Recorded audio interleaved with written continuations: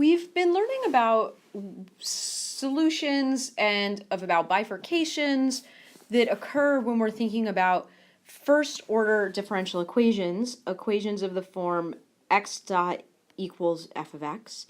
And I want to ask the question, given that many physical systems, especially physical systems that come from physics, are actually governed by equations of the form x double dot plus maybe alpha x dot plus f of x equals 0, can our methods of analyzing these first order equations ever be helpful in understanding what's happening in a second order differential equation? And the answer is going to be, what if we have a non-dimensionalized second order differential equation and it looks like this?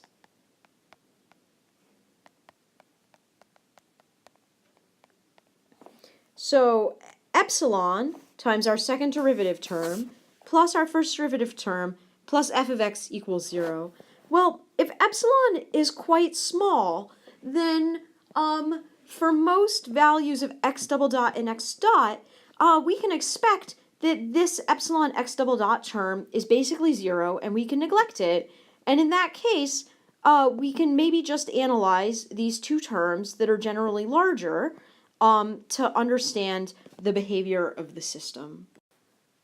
This causes a problem because this differential equation actually comes with some initial conditions. So epsilon x double dot plus x dot plus f of x equals 0. X at some point a is equal to some constant xa, and then maybe x at some point b is equal to some constant xb. So that's one possibility for specifying the equation. Because it's a second order differential equation, we need two conditions, because there will be two unknown numbers in the solution function, and so we'll need two conditions to constrain them. So one option is that we're given the value of x at two different points in time, and another option is that we have epsilon x double dot plus x dot plus f of x equals 0, and then we maybe are given x at time 0, and maybe we're also given a value of the derivative at time 0. So these are two different ways to specify the two pieces of information that we'll need to solve for the unknown constants that will come up in our solution. In either of these cases, perhaps you've noticed the problem. If our plan is to neglect this second derivative term, so that the equation we're solving is just 1D and is first order, then we're not going to be able to satisfy both of these conditions simultaneously. We're only going to have one free constant in our solution, and we're only going to be able to satisfy one of these conditions. So, how are we going to deal with this? Basically, away from time 0, very much at all, we're going to be able to use the solution to x dot plus x equals 0, satisfying one of these conditions and not the other. And then close to 0, we're going to kind of not be getting a good estimate of the right answer. And so here I have an example of a particular equation, and here's a solution when epsilon is equal to 0.1. And when epsilon is equal to 0.01, the solution looks like this. And when epsilon is equal to 0.001, the solution looks like this.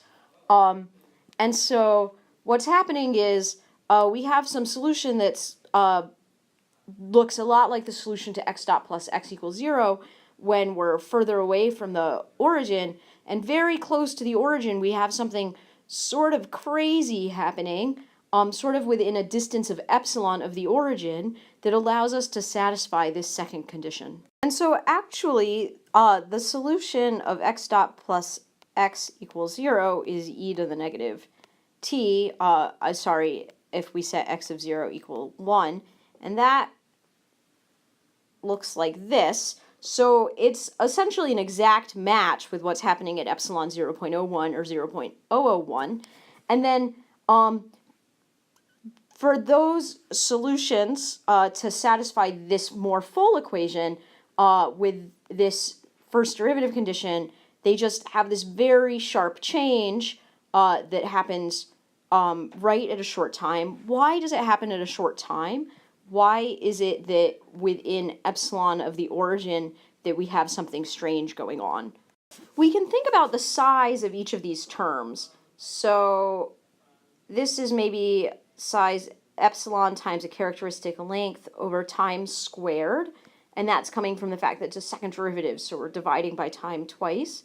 And this is length over time, and this is length.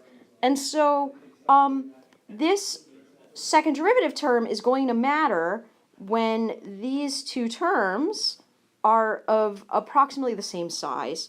So if epsilon x over time squared is of the approximate order of x over time, that happens when epsilon is about equal to time. So when time is quite small, when time is on the order of epsilon, we expect this term and this term to both be of about the same size, and so either neither of them matters or they both matter. And so that's why we have, when we plot the solutions, we have this very narrow region where the solution is doing something strange to meet the second initial condition, and the rest of the time it looks just like a solution to x dot plus x equals 0. And so this type of problem is called, it's called a singular limit. When the highest derivative,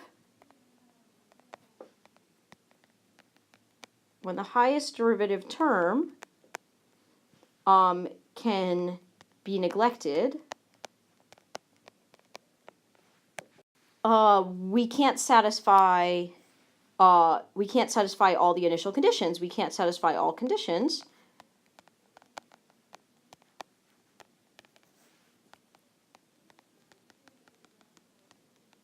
And so this is a singular limit.